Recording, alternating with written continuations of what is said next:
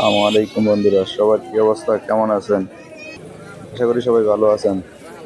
চলেন আজকে আমরা ঘুরে দেখি আমাদের গ্রাম্য যে পশুর হাটগুলো হয়। স্থানটা হচ্ছে টামুন্ডা শরীয়তপুর, টামুন্ডা দানাহাটা ব্রিজের পাশেই নদীর পাড়ে যেই কুরবানির গরুর হাটটা বসছে। তো দেখেন এখানে নদীর পাশেই নতুন করে হাট বসানো হয়েছে।